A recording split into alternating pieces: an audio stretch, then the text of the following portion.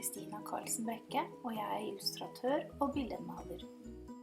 Å være illustratør betyr å lage bilder som har en story, en fortelling, som er lett å lese for den som ser på bildet.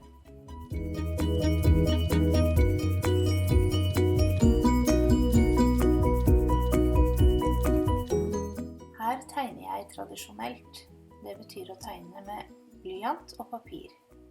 Jeg har da skisset et troll i min skissebok, og nå rentegner jeg den på et akvarellpapir, som jeg senere skal male.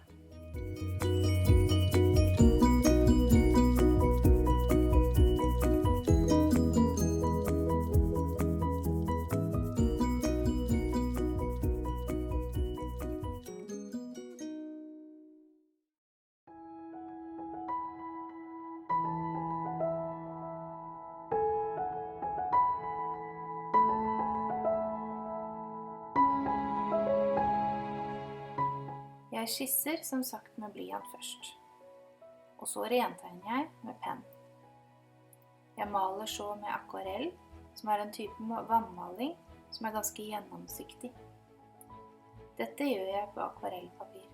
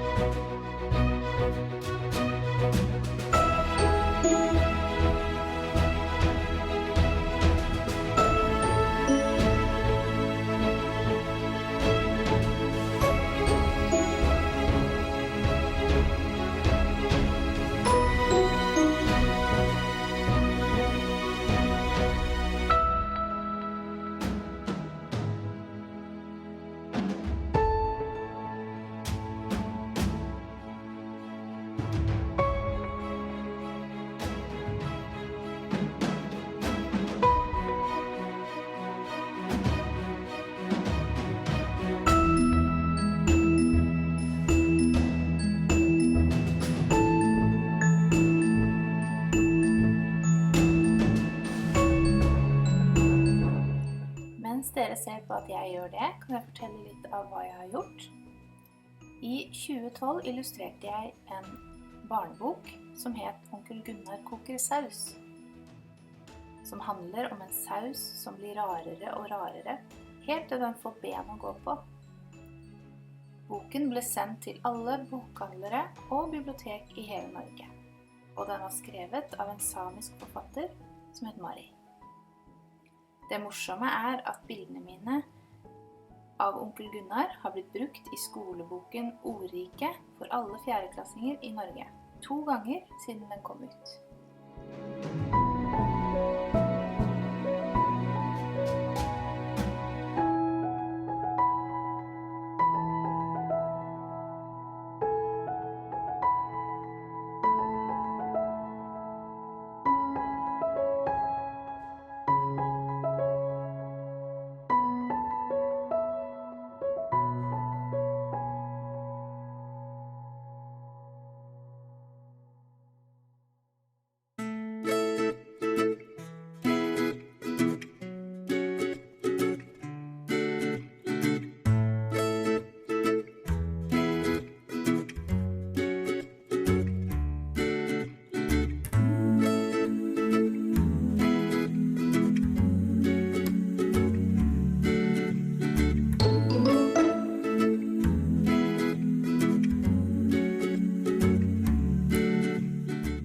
Jeg maler også mye med akryl, en tykkere maling på lerret.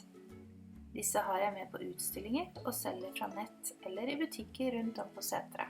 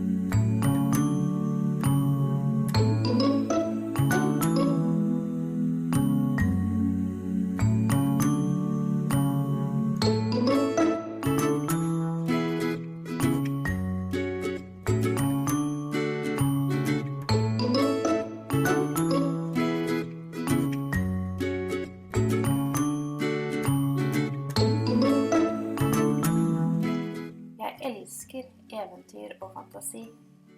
Og det å drømme meg bort i en verden som jeg selv har laget, det er veldig, veldig gøy.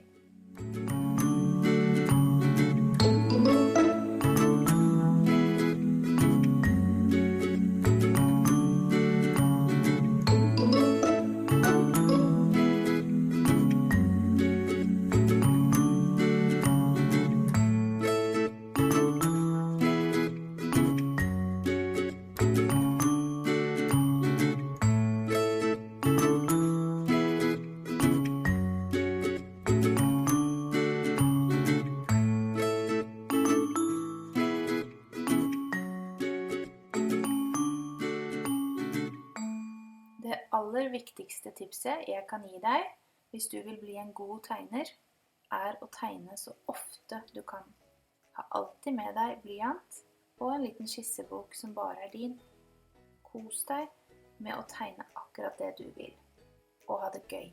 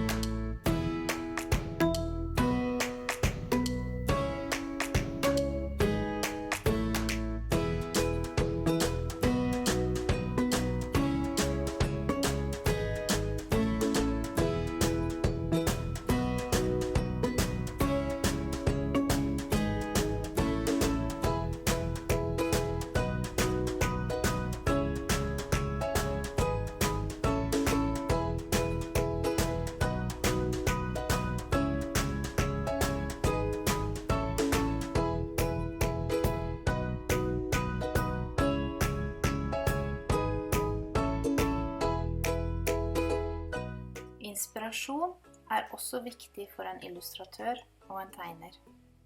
Det er inspirasjon som gir deg ideer.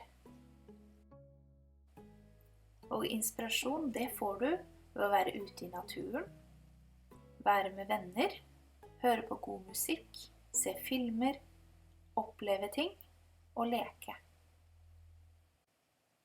Og hvis du noen gang er usikker på hvordan du skal tegne noe, eller står fast, så google det.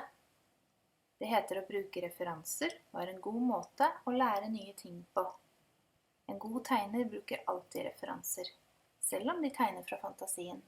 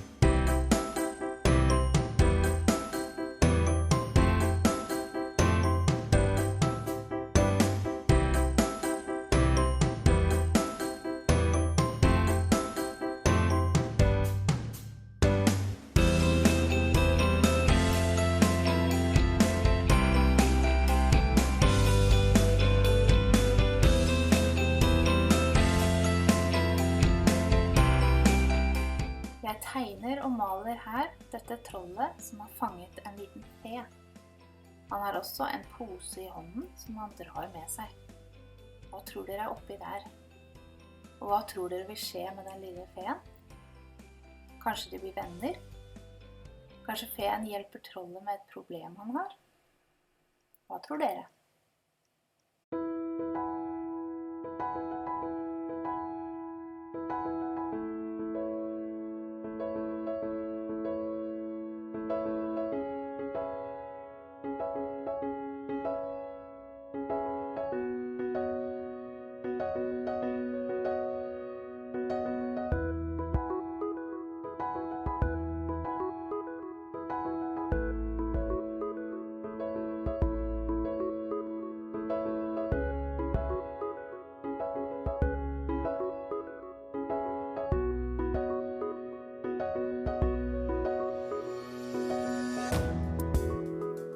Dere får denne linjetegningen av meg, så dere enten kan fargelegge den, eller prøve å tegne deres egne versjon av trollet. Lykke til, og ha en super bokuke!